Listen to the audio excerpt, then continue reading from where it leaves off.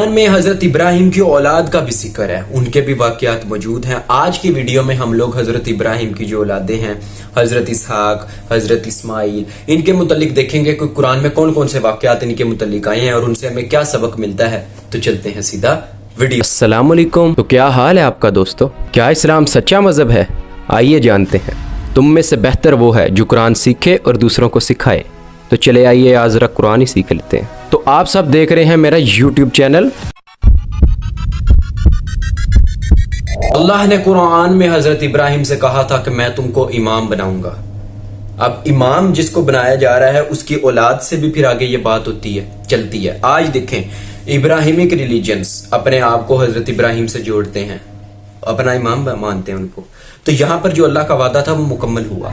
اب ان کی اولاد آگے حضرت اسماعیل، حضرت اسحاق، ان کے متعلق آج کی ویڈیو میں ہم دیکھتے ہیں کہ بھی کیا کیا ان کے واقعات ہیں۔ اب حضرت ابراہیم نے اللہ سے ایک دعا مانگی۔ انہوں نے کہا کہ اے میرے رب، مجھے ایک بردبار، نیک سیرت، ایک اولاد عطا فرما جس کی نیک بخت بھی ہو، جس کی جو قسمت ہے وہ بھی اچھی ہو، جس کے اعمال بھی اچھے ہوں۔ اللہ سے دعا مانگ رہے ہیں وہ اولاد کے لیے، جس پر آگے اللہ نے کیا کہا کہ ہم نے اس کو ایک بیٹے کی بشارت دی ہے، اس کو اولاد کی بشارت ہوتی حضرت ابراہیم کو۔ ان کی دعا اللہ نے قبول فرمائی۔ جب ایک پیغمبر کے پاس کوئی چیز اللہ اس طرح عطا کریں تو اللہ تعالیٰ پھر اس کو آزماتے بھی ہیں۔ اسی طرح جو ان سے حضرت ابراہیم، ان کو اللہ تعالیٰ نے آزمایا کہ انہوں نے اپنے بیٹے سے گفتگو کی۔ انہوں نے کہا اے میرے بیٹے، میں اپنے آپ کو خواب میں تجھے ذبح کرتے ہوئے دیکھ رہا ہوں۔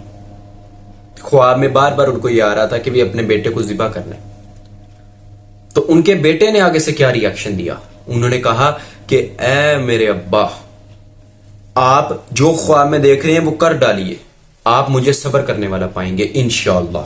ایک جو پیغمبر ہوتا ہے اس کا خواب ہوتا ہے وحی الہی، یعنی اللہ کی طرف سے۔ تو یہ آزمائش تھی اب، لیکن ان کا جو اولاد ہے وہ بھی تیار ہے، اب باپ بھی تیار ہے اور ان کی اولاد یعنی کہ بیٹا جو ہے ان کا وہ بھی ذبح ہونے کے لیے تیار ہے۔ جب دونوں راضی ہو گئے ہیں، دونوں اطاعت کے لیے راضی ہو چکے تھے، تو جو باپ تھا اس نے پیشانی کے بل اپنے بیٹے کو گرا دیا۔ اب دیکھیں خواب پورا کیا جا رہا ہے، جس پر آگے اللہ تعالیٰ نے کیا کہا کہ اے ابراہیم، تم نے اپنا خواب سچا کر دکھایا، جس پہ آگے اللہ کے الفاظ ہیں۔ تو آپ دیکھیں کہ جب ایک آزمائش آئی ہے، ایک اتنا بڑھاپے کی عمر، اچھی خاصی عمر تھی، جب اولاد اس طرح سے اللہ نے عطا کی، اس کے بعد جب اولاد آئی ہے اور جب چلنے کے قابل ہو چکی ہوئی ہے، چل پھر رہی ہے ان کے ساتھ، تو آگے سے یہ آزمائش آ جائے کہ اس کو ذبح کرو، تو یہ یقیناً پیغمبر کا حوصلہ ہے۔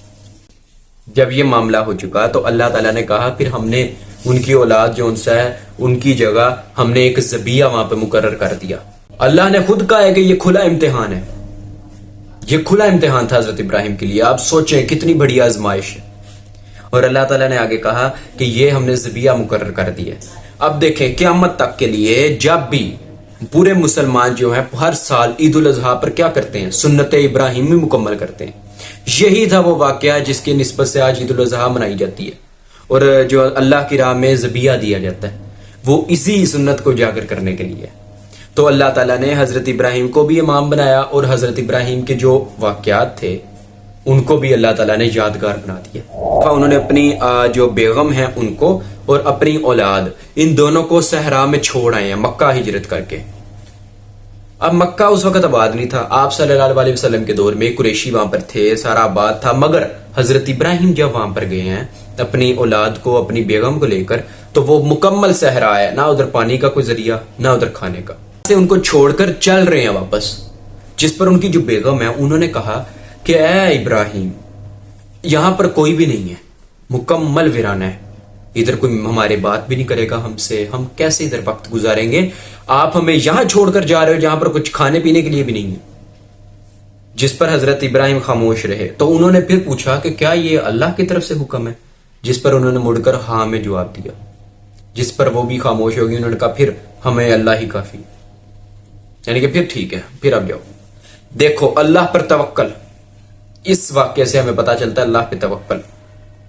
اب جو کھانے پینے کا سامان تھا وہ ختم ہو گیا، اب صحرا ہے، کچھ ہے نہیں وہاں پر، نہ کھانے کو نہ پینے کو۔ اب جب اس طرح کی سچویشن آتی ہے تو انسان جو انسا ہے وہ کوشش کرتا ہے اپنے سروائیول کے لیے، اور وہی ہوا۔ حضرت جو تھے حضرت ابراہیم کی بیگم ان کے اوپر اب یہ آزمائش تھی. انہوں نے کیا کیا, انہوں نے اپنی اولاد جو وہاں پر تھی اس کو تھوڑا سا چھوڑا, ادھر ادھر دیکھ رہی ہیں کہ کوئی مدد کے لیے مل جائے, کوئی ہمیں ذریعہ مل جائے پانی کا یا کھانے کا, تاکہ ہماری تھوڑا مدد ہو سکے. اب وہ ادھر ادھر دیکھ رہی ہیں مگر مکمل صحرا ہے. اب کیا کیا, اب وہاں سے تھوڑا ہٹی ہیں اور گئی ہیں سب سے پہلے صفا کے اوپر, صفا پہاڑی کے اوپر. جب وہاں پر گئی ہیں, جا کر گھاٹی کی طرف دیکھا ہے تو وہاں پر بھی کچھ نہیں ہے, کوئی مدد نہیں ہے, نہ کچھ کھانے پینے کو, کچھ بھی نہیں. اپنی اولاد کی طرف بھی دیکھا ہے, پیچھے مڑ کے بار بار دیکھ رہی ہیں. اب وہ بھی ٹینشن ہے کہ اس کو بھی کچھ نہ ہو, اور یہاں پر بھی ٹینشن ہے کہ کچھ مل جائے. جب یہ صفا سے ہٹی, مروا کی طرف گئی, پہاڑی کی طرف, وہاں جا کر بھی گھاٹی میں دیکھا کچھ بھی نہیں, نہ کھانے کو, نہ پینے کو, نہ کوئی شخص ملا جو مدد کر سکے. اب مروا سے پھر صفا کی طرف, یوں اس طرح سے انہوں نے 7 چکر لگائے. جب یہ 7 چکر ہو گئے تو انہوں نے مڑ کر دیکھا تو بچے کا جو پیر ہے اس کے بالکل نیچے چشمہ جاری ہو رہا ہے.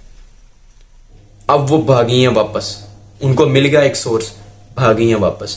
لیکن وہ موزانہ طور پر تھا, جس کا ذکر قرآن میں آیا, اللہ تعالیٰ نے اس کا ذکر قرآن میں کیا اور بتایا کہ ہم نے کیسے ان کو نعمت دی.